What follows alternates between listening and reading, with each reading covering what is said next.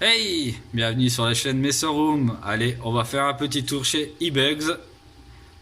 Vous allez kiffer la vidéo. Ambiance de folie. J'ai vraiment kiffé cette vidéo. Alors j'espère vraiment que vous allez apprécier parce que moi je l'ai kiffé. Allez, c'est parti.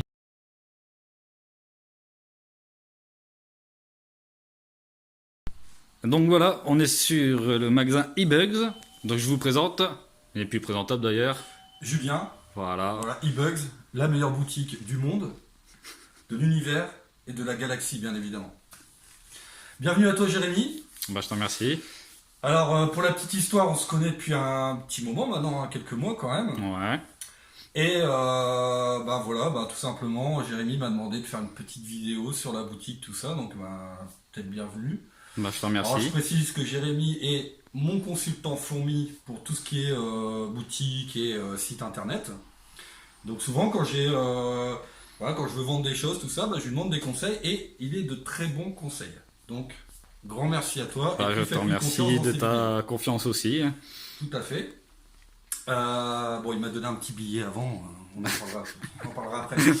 Donc bah écoute, bienvenue chez eBugs, donc la boutique physique. Tu vois, c'est pas très grand, Mais il y a mais du choix. il y a du choix et honnêtement, il y a assez de place, vraiment. Donc je mets mon petit chapeau tout le temps quand je viens travailler. Donc je précise aussi parce que je pense que certains vont se demander pourquoi j'ai ce chapeau-là. Parce que en fait, je suis fan de chapeaux. Pour la petite anecdote, on me l'a offert pour mon anniversaire l'année dernière. Et donc du coup, bon, c'est un chapeau de belle qualité. Vous pouvez voir ici. Allez, c'est parti, on y va. Donc Allez, bah je te suis. écoute, on va commencer ici, si tu veux. Vas-y, je te suis. Alors, ici, on a un peu de tout. Voilà, donc on va avoir 1000 pas de géants. Bon, boum, tu vois, il est impressionné par tes téléspectateurs. Donc voilà, donc 1000 pas de géants, ce qu'on appelle des iules, ça fait partie de la famille des myriapodes, pardon. D'accord. Donc myriapodes, c'est tout simplement voilà multipattes, donc 1000 pattes. Donc voilà, ça se passe bien. C'est une espèce qui est grégaire, qu'on peut élever en groupe. Donc tu D'accord. vois, dans les pays d'origine, donc là africains, on en retrouve des fois 150 à 200 sous une souche.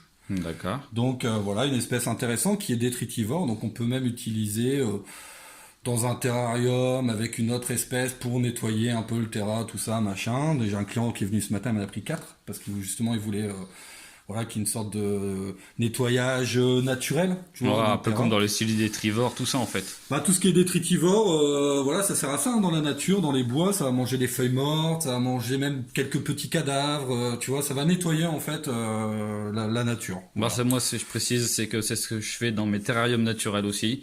Et Ouais. ça marche super, super bien. Bon, pas forcément avec ça, mais avec d'autres espèces. Non, après faut choisir l'espèce qui est Voilà. adaptée selon ce que t'as, voilà, bon.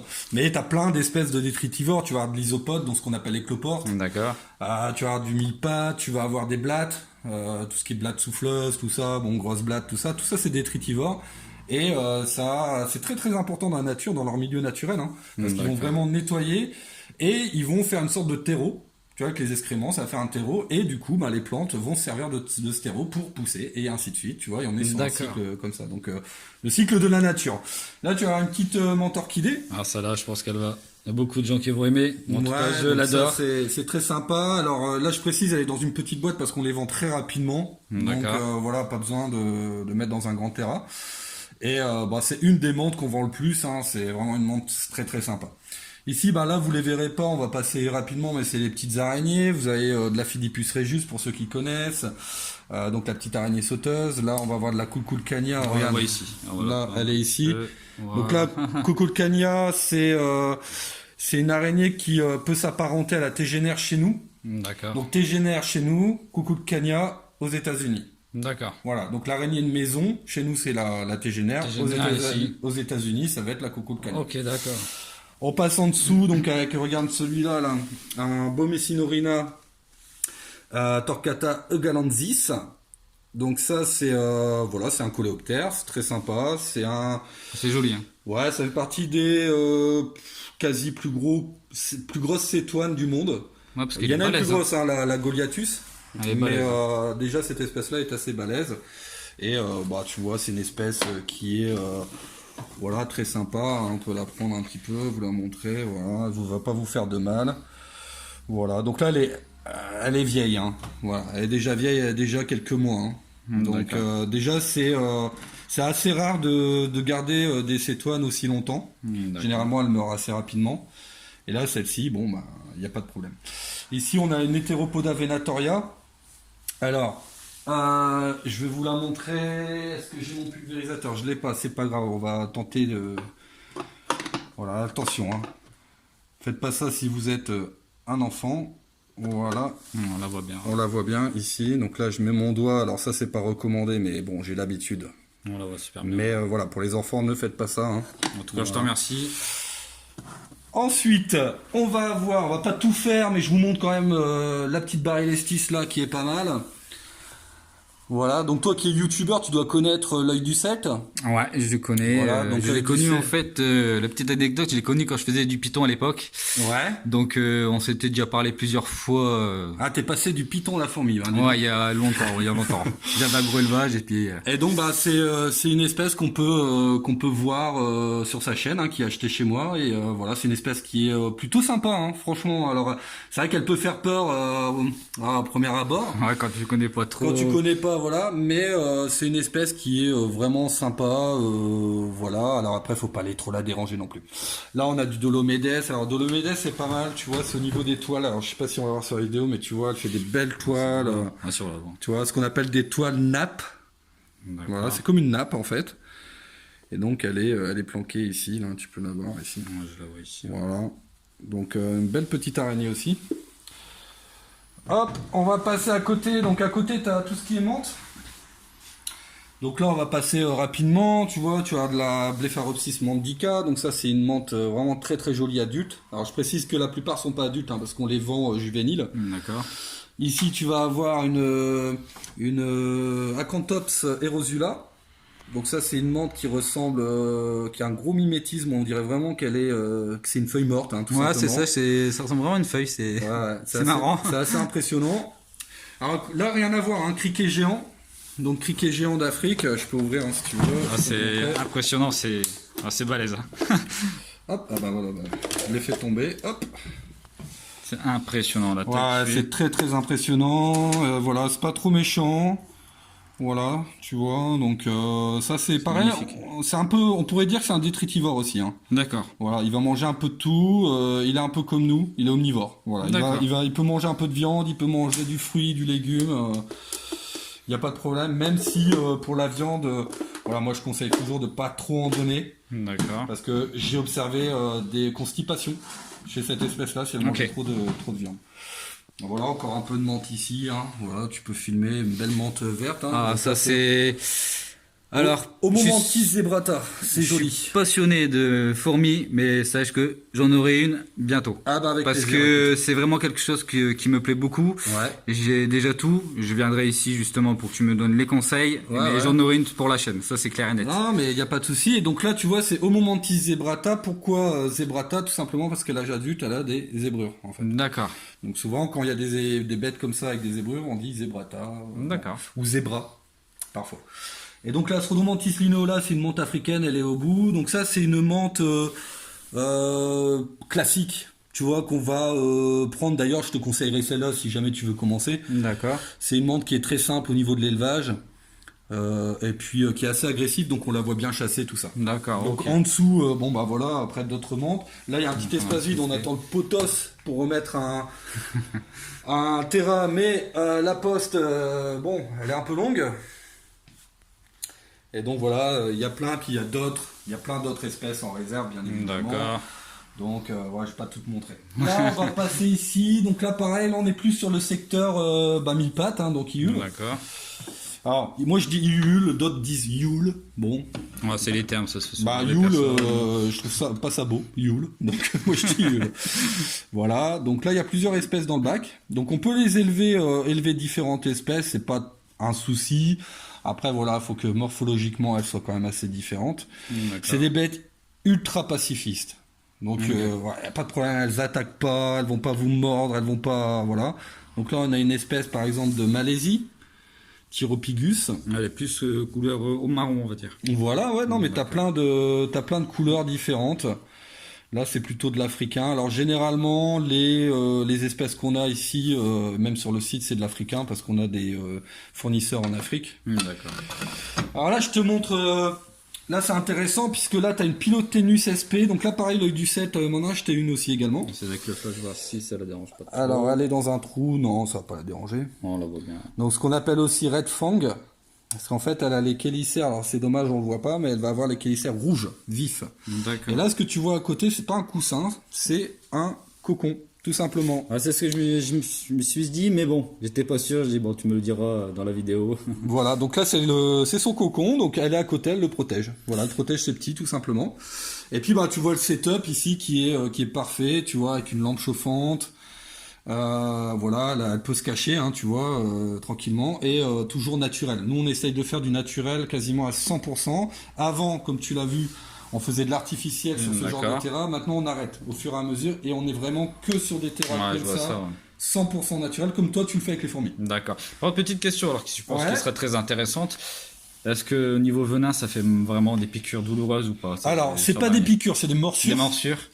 Et bah, c'est un peu comme tout, c'est qu'à partir du moment où il n'y a pas d'allergie, ça se passe bien. Voilà, si tu commences à avoir des allergies, là effectivement, mais c'est un peu comme tout, c'est comme les moustiques, c'est comme les chez guêpes. Les fourmis, c'est pareil. C'est pareil. Okay, je veux dire, tout est axé sur le choc anaphylactique. D'accord. S'il n'y a pas de choc, il n'y a pas de problème, ça va te gratter, ça va gonfler un peu, et puis après, terminé.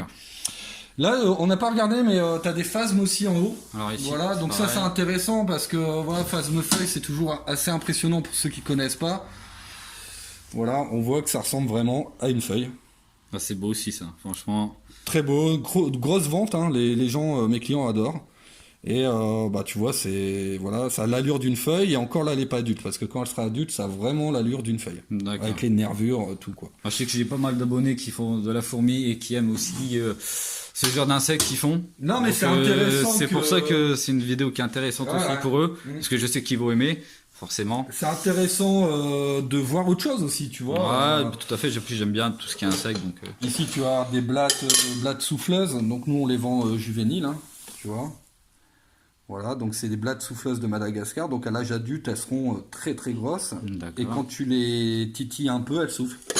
D'accord. Tu vois, elles se défendent comme ça. C'est un peu ridicule, mais dans la nature, ça fonctionne. Bah, écoute, si ça marche, c'est principal. Ça marche dans la nature. Et là, bon, bah là, tu vas avoir pareil, un menthe orchidée ici. Ah, ça, je sais que c'est des gens qui vont apprécier. Ouais. Donc il y a différentes couleurs. Hein. Tu vois celle-ci que tu as montrée précédemment, qui est un peu rose. Après, tu as des couleurs un peu plus blanches. Mais alors, je tiens à préciser. Tu peux me filmer parce que là, c'est une grosse précision. Vas-y. Arrêtez de penser que mettre de la menthe orchidée sur une orchidée va lui donner plus de couleurs. Non, c'est une légende urbaine, ça ne marche pas. Je le dis parce que depuis que j'ai ouvert, j'ai dû avoir 10 clients qui m'ont dit la même chose. Oui, mais j'ai acheté une orchidée, la couleur elle change pas. C'est pas un caméléon, et encore un caméléon, ça marche même pas comme ça, mais arrêtez avec ça. Voilà.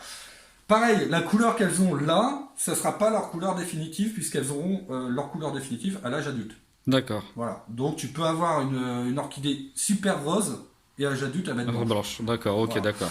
Donc, idée reçue numéro 1. L'idée reçue numéro 2. Arrêtez de penser que plus on leur donne un grand espace, mieux elles sont. Non, faux. Et je parle pas que de la menthe, hein, je parle de tout. Chaque arthropode va vouloir son espace à lui, et tout va dépendre de ses conditions dans le milieu naturel. Parfois elles sont territoriales, donc territoriaux. Et donc du coup, il leur faut un espace réduit parce qu'ils ont leur territoire, ils vont faire un terrier ou n'importe quoi, ils vont tourner autour, ou ils vont faire un nid. Et d'autres, effectivement, vont devoir avoir un espace plus grand. Mais c'est pas une généralité. Donc ça, je tenais à le dire parce que c'est important de préciser. Parfois, on a des réflexions où des gens vont nous dire, oui, mais c'est des petits terrains. Oui, mais ils sont adaptés à sa façon de vivre. Ah bah attends, après c'est un peu comme dans les fourmis, il y a beaucoup de gens qui vont vous dire que c'est comme ça, et voilà, plusieurs fois, moi, personnellement, je l'ai prouvé, que ça fonctionne. Les légendes urbaines, c'est beau, mais prouver, c'est autre chose. C'est l'expérience. Voilà. C'est ce que je dis toujours. L'expérience, l'observation. Tu observes dans le milieu naturel, tu vois comment elle se comporte, et tu reproduis ce milieu-là en captivité. Donc, la Phidipus regius, par exemple, la petite sauteuse, elle est dans des petits terrains, parce que dans son milieu naturel, elle fait son nid, elle gravite autour. Elle va jamais plus loin. Sinon, elle ferait pas son nid. Ouais. D'accord.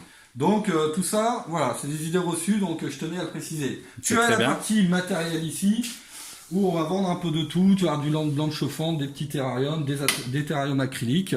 Alors pas sans colle ni de silicone, mais acrylique. Fusion, peut-être, je sais pas. Faudrait que je regarde. Ensuite, tu vas avoir un peu de matériel ici reptile, parce que j'ai des clients qui font du reptile aussi. D'accord. Donc ils viennent, alors ils font les deux. Et donc des fois, bon, ils prennent des insectes de nourrissage, tout ça, plus un peu de matériel. Voilà, quelques terrariums ici. Ça, c'est des terrariums aérés. Hein, on pourrait dire des flexariums entre guillemets. Tu as des terrariums ici. Ouais, donc, ici, il y a pas mal aussi. ouais, on vend pas mal de types de terrariums pour tous les budgets. Tu vois, on part du principe que y a des clients, ils vont avoir un gros budget, d'autres un plus petit, mais on Ouais, c'est bien, s'adapte à ça. tous les budgets. Donc quand tu viens, tu prends une bête. Bah, autant tu peux avoir un super terrarium effectivement qui va te coûter, ça va te coûter peut-être 80-85 € pour le tout, tu vois, comme là-bas. D'accord. Autant si t'as pas trop de budget, bon allez pour 40 balles tu vas t'en sortir quoi. D'accord. Donc ici on a quelques arrivages qui sont en acclimatation, donc tu vois t'as des Ah, barils bah. d'esquisse, t'as des criquets là-bas. Ça, c'est impressionnant, ces araignées-là. Donc Oui, ça les c'est de criquets. l'acclimatation, donc en fait on les laisse ici quelques semaines pour D'accord. voir s'ils s'acclimatent bien au milieu captif. D'accord. Et puis dès qu'elles sont adaptées, il n'y a pas de problème, derrière on les vend. D'accord, bon, ça, c'est cool. Ça. Là, tu as un terrarium tout équipé aussi. Donc, tu vois, pour te donner un exemple du prix, tu vois, là, il y a 115 €, mais tu as tout. C'est-à-dire que tu repars avec tout, avec la lampe chauffante, le terra, tout. Voilà. D'accord. Donc, un peu plus gros budget, on va dire. Mais tu pourrais très bien élever cette montre-là dans un terrarium moins cher, tout ça. D'accord. On va profiter pour la secrétaire quand même, déjà, celle-là. Ouais, des Roplatis Lobata, ouais. Ah, c'est déjà pas mal. Hein. Alors après tu vas avoir les Ecoterra, donc Ah, ça les c'est ma marque, pareil, donc on a l'œil du 7 qui est Ah, j'ai vu l'égérie ça, de la marque. J'ai vu sa vidéo, j'ai commenté d'ailleurs. Mais il adore, de toute façon lui tout ce qu'il dit dans ses vidéos c'est sincère, vraiment comme toi, il n'y a pas de problème là-dessus. Voilà, donc on est fiers d'avoir... D'ailleurs, je lui passe un petit coucou à de l'œil du site, là. Hein. Voilà, Même bah, s'il a changé de nom maintenant. Ouais, Mais- ouais, c'est Pat Life, Pat je crois, Life, un truc ouais, je comme crois que c'est ça. Bon. Donc on est fiers d'avoir lancé ce premier produit, donc c'est l'Ethereum 20 par 20 avec aération devant, aération derrière. L'innovation c'est que c'est un terrarium que tu peux empiler, tu vois comme ça, sans quasi voir la jonction. Et avec des vitres inclinées, comme ça tu peux ouvrir les vitres des terrains en Bon, bas, ça, c'est et ainsi de suite. vraiment le truc le super plus que moi, j'adore. C'est On système de vide comme ça, c'est vraiment pas mal, quoi. Ouais, et là ce qui est bien c'est qu'on a vendu honnêtement toute la première vague. Bon, c'est top, ça. Voilà, il doit nous en rester un ou deux peut-être sur le site. Mais on a quasiment vendu toute la première vague. Et donc là, on va lancer les 30-30 bientôt. Et on est en train de travailler sur un autre projet. Mais ça, je peux pas trop en parler, hein, parce que tu sais forcément. bien. Bon. Après, on a la petite partie fourmi. C'est pas grand-chose pour l'instant. Parce que justement, avec Jérémy qui va être notre consultant ici, on va essayer de développer la gamme fourmi. Mais on lui demandera toujours des conseils, tout ça. Donc avec Camponotus, ici, Cyantatus. Et ici, des petits kits comme ça qui se vendent bien et qui marchent bien, honnêtement. Hein. Bah, je sais qu'il y a pas mal de gens que moi je connais dans la communauté qui aiment bien ce genre de nid. Eh ben, écoute, Donc, moi, ça fait combien de temps que je l'ai installé? Ça fait un moment maintenant. Ouais, ça fait un moment. Ouais. Eh ben, écoute, si tu regardes, tu vois que la colonie, en dessous, c'est bien développé. Alors, je sais pas si on va bien voir. Mais tu vois, t'as pas mal d'ouvrières, tout ça. Donc, très honnêtement, moi, je suis content de ces petits kits-là. Voilà. J'ai rien à dire là-dessus. On va dire que c'est des kits qui vont être bien pour ceux qui débutent, par exemple, ou qui veulent faire de l'observation. Et puis après, derrière, on va essayer d'avoir des kits un peu plus professionnels avec tes conseils, et on verra bien. Ouais, puis en tout cas, je voulais te remercier en même temps la vidéo pour le fait que tu vas nous accorder une place pour faire justement une grosse colonie de messors, comme j'en avais déjà parlé. Donc on est en train de développer. Là où tu as les plantes, on va enlever ça et on va mettre la colonie ici avec le nom de ta chaîne, tout ça, pour que les gens puissent, nos clients puissent déjà observer, puisqu'on le vendra pas. C'est vraiment pour montrer la chaîne, montrer aussi comment ça fonctionne une colonie vraiment adulte. Hein. On ne sera pas sur de la petite colonie, je le précise, avec une ADC vraiment, vous allez voir, monstrueuse, vraiment énorme. Et voilà, ça sera vraiment ma partie. J'ai hâte de voir ça. De toute façon, les abonnés fidèles, vous me connaissez, vous savez comment ça fait. Vous savez que ça va se finir avec quelque chose de magnifique. Exactement. Et je te fais confiance là-dessus. Et puis moi, c'est surtout pour les clients parce que j'aime. Voilà, quand les clients viennent, j'ai envie qu'ils qui voient des choses, quoi, qui voient du mouvement, des choses qui bougent, des nouvelles choses, et puis notamment aussi avoir ta chaîne YouTube pour qu'ils puissent aller se renseigner, et pourquoi pas revenir acheter quelque chose ici, du coup, après s'être renseigné. Donc, écoute, moi j'ai envie de te dire... Des escargots. Je sais qu'il y a beaucoup de gens qui aiment bien parler des escargots. Le terrain, là, il y a un peu vide. Alors, il y a plus beaucoup, je le sais, mais je sais que j'ai pas mal de gens qui adorent les escargots. Ouais, c'est un peu vide. Alors ici, on est sur un bac bioactif. Alors en gros, qu'est-ce que ça veut dire? Ça veut dire que là, il n'y a plus grand-chose. Mais normalement, dedans, là, dès la semaine prochaine, tu vas avoir des gros escargots comme ça. Ouais, c'est que j'ai déjà vu les 500 grammes, ouais, voilà. Ils vont arriver la semaine prochaine. On aura des grosses iules et tout que je vais remettre dedans. Et en fait, je les laisse vraiment travailler. Même, tu vois, la nourriture, je la laisse pas moisir, mais je la laisse se détériorer dedans. Parce que si tu regardes, tu vas avoir des petits coulamboles dessus. Ouais, c'est pas des acariens, vous inquiétez pas, c'est des coulamboles qui vont en fait nettoyer. C'est des détritivores aussi. Et là, si tu regardes bien, tu sais que c'est que je t'ai acheté dans mes terrains et se sont développés et ça marche super bien. Franchement, super bien. Sur le terrain naturel, je vous le conseille.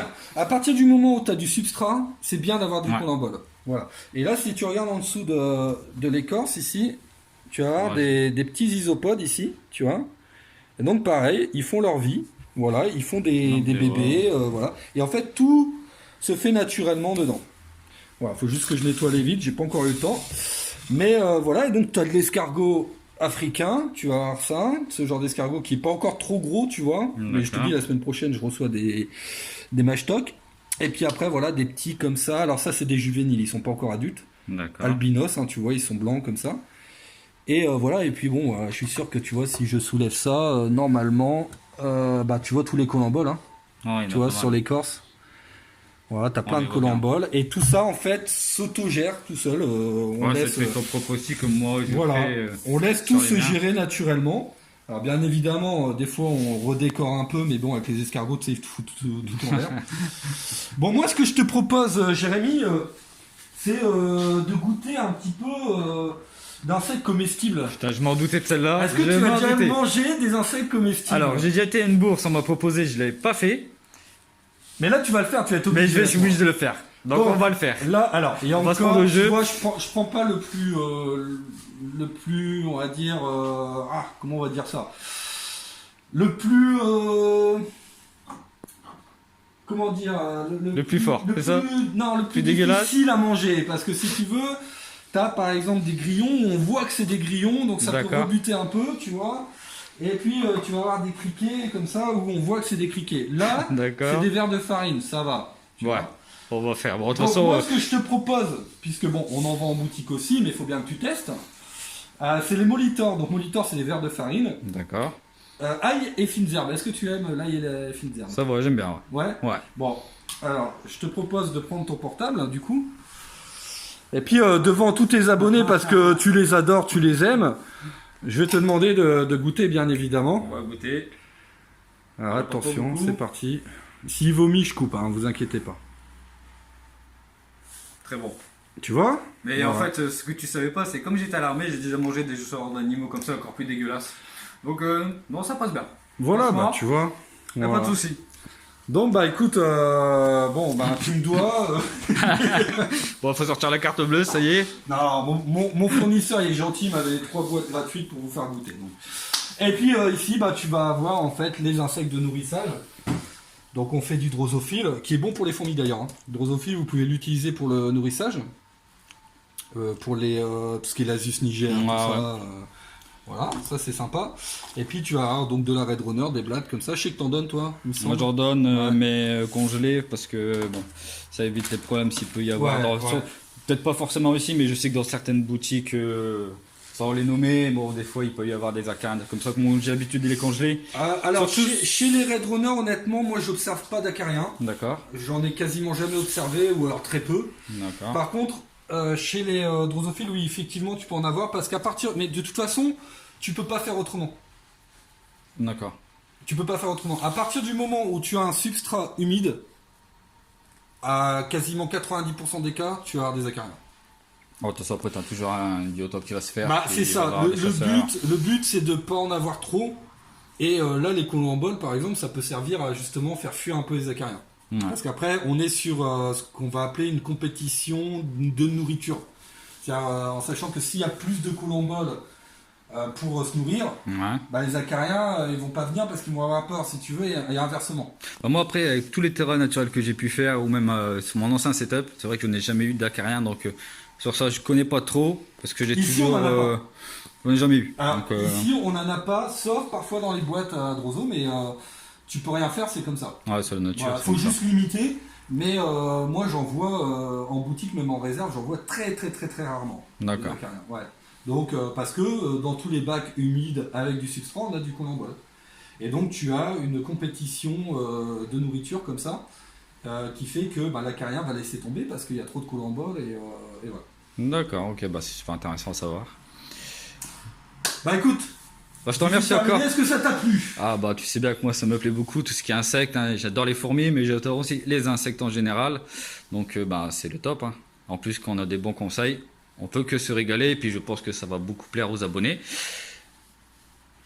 Bah écoute, ça va changer un petit peu. C'est vrai que le monde des insectes, les fourmis c'est quoi? C'est des insectes, des arthropodes, mais le monde des arthropodes c'est tellement de diversité, tellement d'espèces différentes, que à la fois chez les fourmis tu auras plein d'espèces différentes, donc tu vas t'amuser parce que du coup voilà, une fois que tu as fait ton expérience sur certaines espèces, boum, t'en prends une autre et tu repars sur sur une expérience différente. Et ben ici, ce qui est bien avec les arthropodes, c'est qu'on va vendre à la fois du carnivore, enfin de l'insectivore, du légumovore, du frugivore, tu vois, et tu as tellement de choses différentes, parce que tu vois, les phasmes vont manger des feuilles, les iules, bah, c'est des tritivores, ça va manger des légumes, des feuilles mortes, et ainsi de suite, les menthes, ça va manger des insectes, donc tu as tellement de choses différentes que, en fait, moi ça fait 12 ans que je fais de l'élevage, et en 12 ans j'ai le cerveau comme ça, parce que t'as plein de connaissances à savoir. Et puis, j'ai envie de te dire, on peut pas tout savoir non plus. Ah bah, c'est ce que je dis toujours sur mes vidéos, on en apprend tous les jours. On en apprend tous les jours. Et c'est ça qui est intéressant. Troisième conseil, si jamais un jour on vous dit, un pro vous dit, je suis spécialisé en ça, n'achetez pas chez lui. Aucun pro, personne ne peut être spécialisé dans n'importe quel domaine. On peut avoir une boutique spécialisée. Par contre, moi, je ne dirais jamais que je suis spécialisé sur les arthropodes. J'en apprends tous les jours.